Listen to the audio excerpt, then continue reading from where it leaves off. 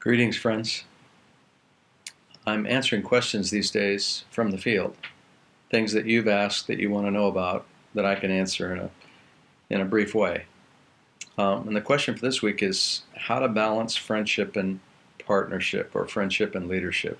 In other words, how do I befriend those I am leading without compromising the effectiveness of my leadership in their lives or in those relationships?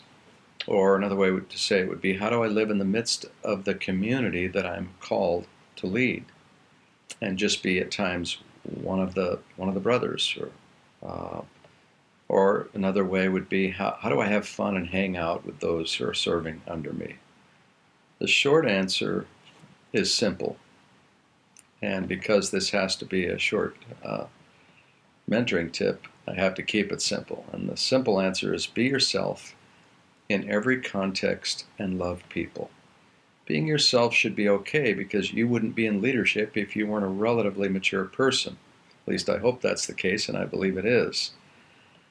So one concern that comes up when thinking about this is that we won't be able to speak into people's lives. That if we let people get too close to us, that familiarity will breed contempt, if you will. But, the truth is, and I love this is a Jerry Cook saying, the truth is familiarity only breeds contempt if you're contemptible.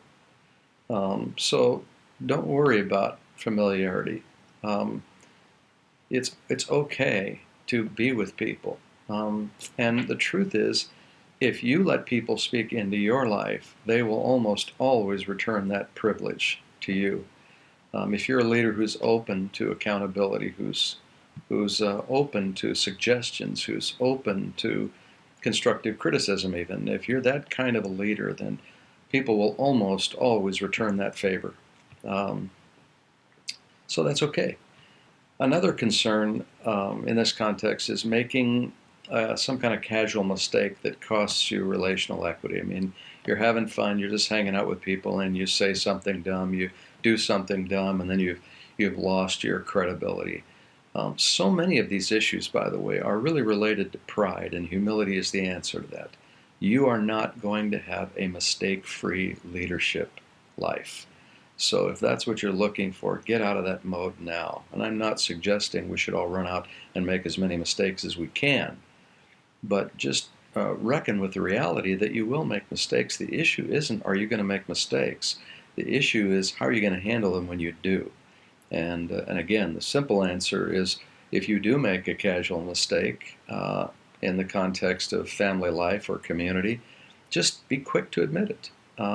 Be humble. Be open, and just go to whomever might have been offended by what you did, and get on your knees, or whatever you need to do. Just, really be honestly humble and contrite and repentant, and people will almost always respect you more after that. Your leadership respect quotient should rise after an experience like that, unless, of course, it's happening on a regular basis, which it shouldn't, again, because you're a mature person.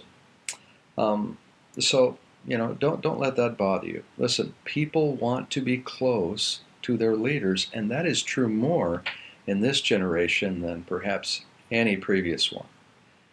Good leadership is an invitation to journey together, not to dominate or control or cajole people or get them to do what you want. It's an invitation. Good leadership is a constant invitation to people to go where I'm going. And where I'm going is a good place. Be humble. Be approachable. Be ready to care for people, even when you're having fun, at the drop of a hat. And people will overlook whatever deficiencies they might see in you. Of course, there will be times when you will have to address someone who's gotten an attitude over something. That's just going to happen. It's part of leadership, and that's okay.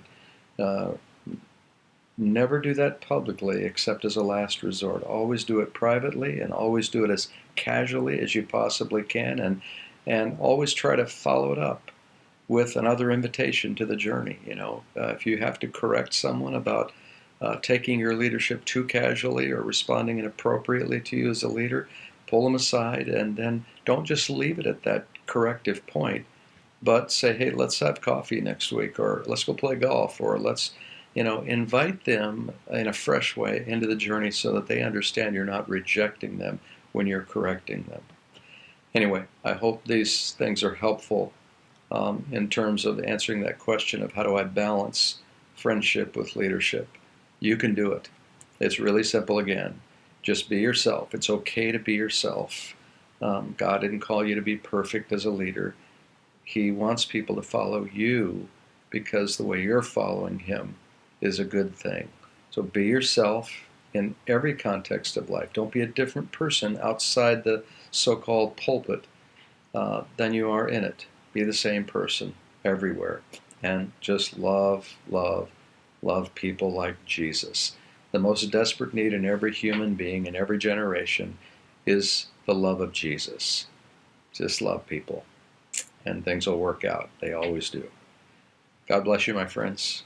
Talk to you again soon. Praying for you.